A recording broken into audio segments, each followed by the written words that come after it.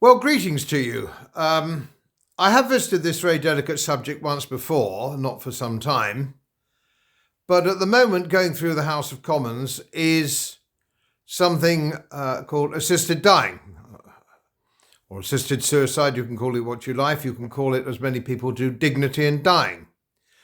And it is designed so that you can exit your life if you have a terminal illness, you're in distress or in pain, motor neurone disease, lock-in syndrome after a stroke, so on and so forth, when there is no hope for you and the end is inevitable.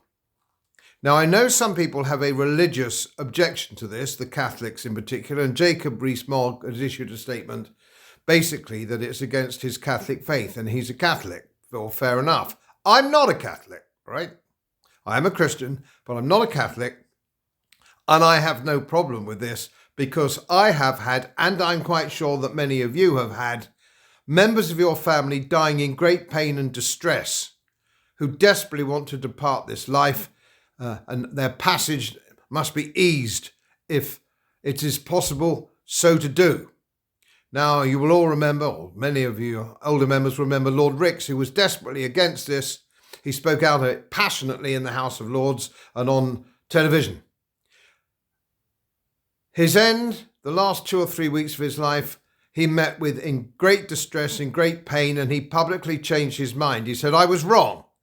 And that's because he had an experience. And now he's experiencing this himself. He'd changed his view. Now, how you depart this life if you have a terminal illness and you are distressed and in pain, and there is no hope for you, the choice whether you depart this life is yours and nobody else's. And of course, it may be that you need assistance in this matter from your wife or your loved ones.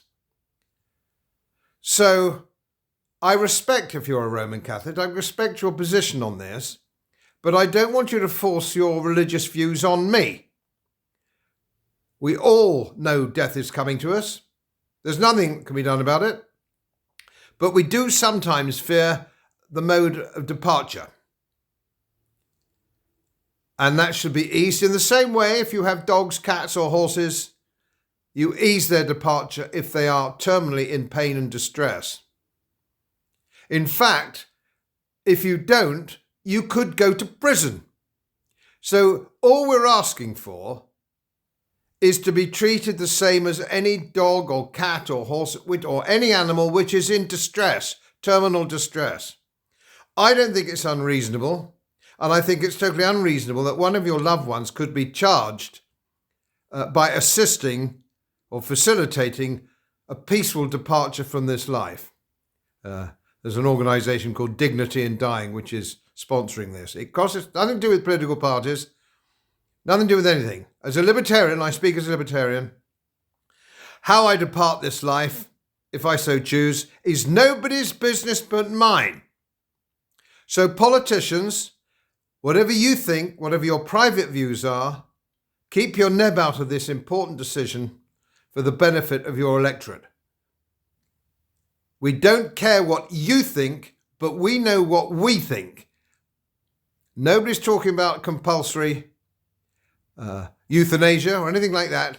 It's just ordinary, decent people picking their exit strategy. Think on. As most of you know, my work is very heavily independently research-based, and I get my information from all over the world. It would help if you press the subscribe button and the little bell next to it, because the more subscribers I have, the more likely it is that international independent research institutes will share their material with me. It's most helpful, and then of course I automatically share it with you. So, surprise, won't cost you anything. Thank you very much.